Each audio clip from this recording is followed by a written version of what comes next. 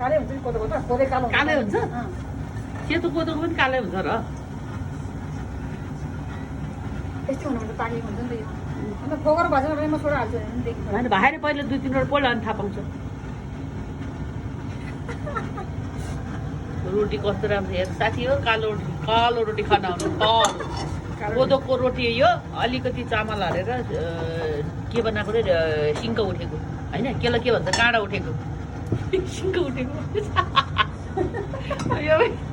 सोनीको रुखलाई रोटी हालेको हेर्नुहोस् यसरी हाल्न माथिबाट खिच्यो यसरी नखिच्यो सबै नखिच देखि त्यसरी सोलल हाल्नुपर्छ ओके हो गया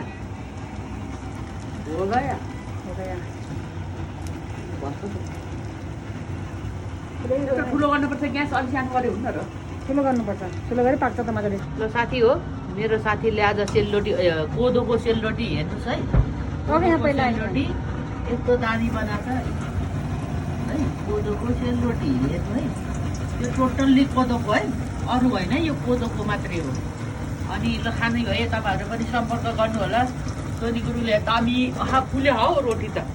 राम्रो भएको छ कोदोको रोटी है साथी हो खाने भए सम्पर्क गर्नु होला खाना आउनु छिटो दामी भएको रोटी त काँडा हुन्छ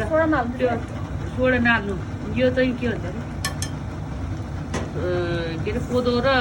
चामल अलिअलि डल्लो हालेर दिएको काँडा निकाल्नु